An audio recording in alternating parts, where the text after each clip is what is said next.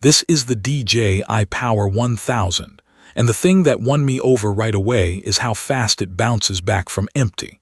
I can plug it into the wall, make dinner, and by the time I am packing the cooler, the battery is already close to full. It also runs with a whisper, so I do not have to shout over fan noise when I am trying to sleep or record.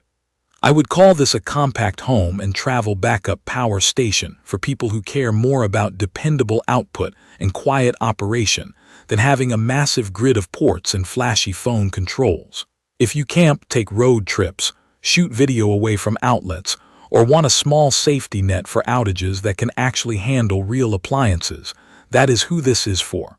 I am not talking about just topping up a phone. I mean things like a small fridge, lights, a laptop, a camera charger, and even a brief hit from something more demanding without tripping the unit. The design is clean and practical. The shell feels dense and sturdy with a finish that does not mind rough surfaces or a dusty trunk. The handle is solid and balanced, which sounds minor until you carry it across a parking lot in one hand with a backpack on the other shoulder. The footprint is compact enough to tuck under a desk or next to a tent wall without hogging space. The display is bright and readable from a slight angle, even in a dim garage or a sunlit campsite. I appreciate that the important information is front and center. Remaining time based on current load is the big one.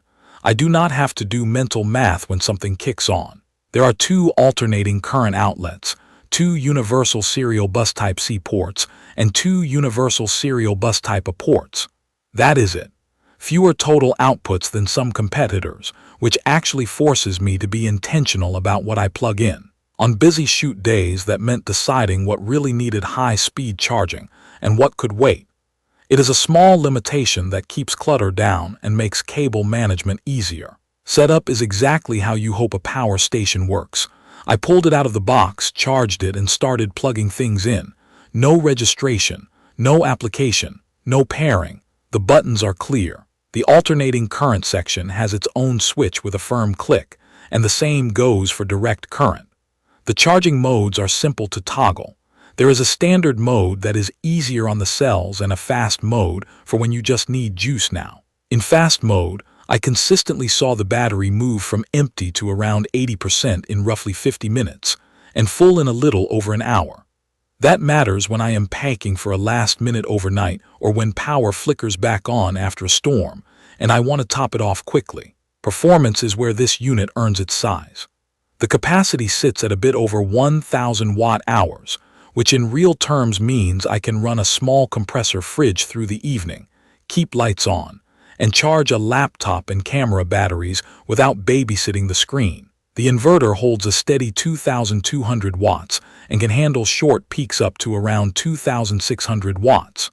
In practice, that let me start a higher draw studio light without a hiccup. When I pushed it too far by plugging in multiple heat-producing devices at once, the alternating current section shut off to protect itself.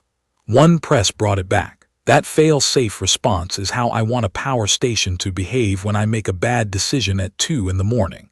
Noise is barely a factor. With a small load in a quiet room, I measured roughly the sound of a whisper. Outdoors at night, I simply forgot it was running. Indoors during an outage, it did not compete with conversation. I am sensitive to fan ramps and coil whine. I did not catch either. That alone makes it easier to live with than some other portable stations I have owned. I tried a handful of real tasks. On a stormy evening, I ran a lamp, charged my laptop, topped up a camera battery, and kept a router powered through a small inverter. The screen's time remaining estimate was believable and updated quickly as I turned devices on and off. On a weekend campout, it ran a 12-volt fridge, a string of warm lights, and a small fan overnight, and still had reserve in the morning for coffee gear. For a video shoot in a location with no outlets, it powered a high-output key light and charged drone batteries simultaneously.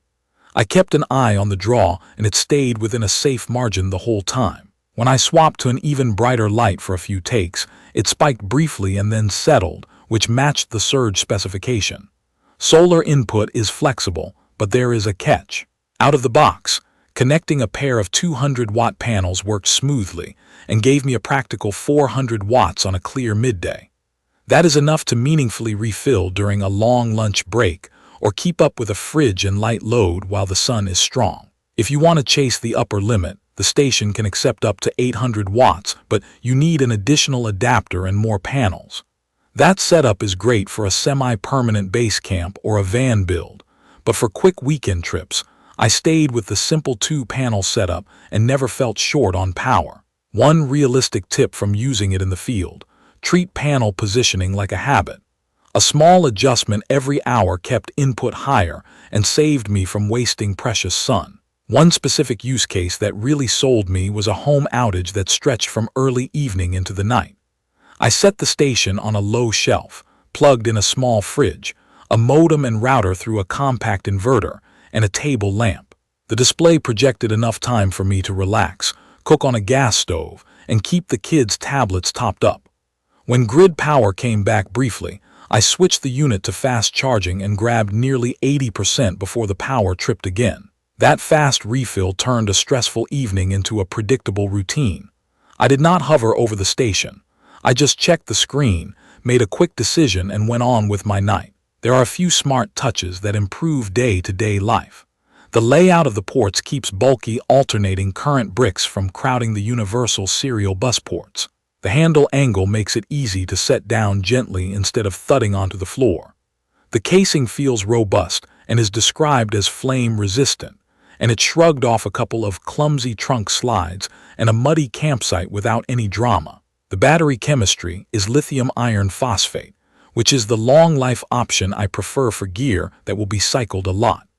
The claim is thousands of cycles before noticeable capacity loss, and while I obviously have not hit that number yet, the behavior under load and the cool charging temperatures give me confidence it will last.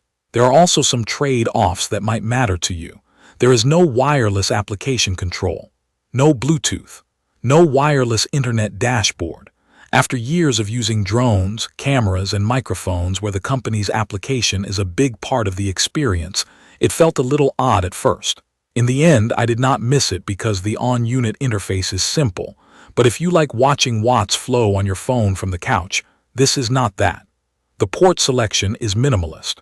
If you regularly power a bunch of small devices at the same time, you will either rotate them or use a small hub for your universal serial bus gear. There is also no way to expand capacity by stacking extra batteries, so think of this as a self-contained brick. Plan your needs accordingly. What stands out after living with it is the feeling of trust. It turns on instantly, delivers steady power, tells me clearly how long it will last, and then fills back up faster than my other stations. It stays quiet enough that I forget about it. That is what I want from backup gear. I did not buy it for hero numbers. I bought it to remove uncertainty on trips and to keep the house comfortable when the grid is flaky. So who should consider the DJI Power 1000? If you need a dependable, quiet, fast-charging power station that can handle real appliances and tools without drama, and you do not care about a phone application or a wall full of ports, this is a strong pick. If your priority is remote monitoring from your phone, a dozen outputs, or daisy-chaining expansion batteries, you will be happier with a different style of system. For me, the combination of usable capacity, honest power delivery, very fast wall charging, and whisper-level noise makes this the unit I throw in the car and the one I rely on when the lights go out. If you found this video helpful, tap subscribe and tell me in the comments what you would power with a station like this or what you want me to test next. Thank you for watching.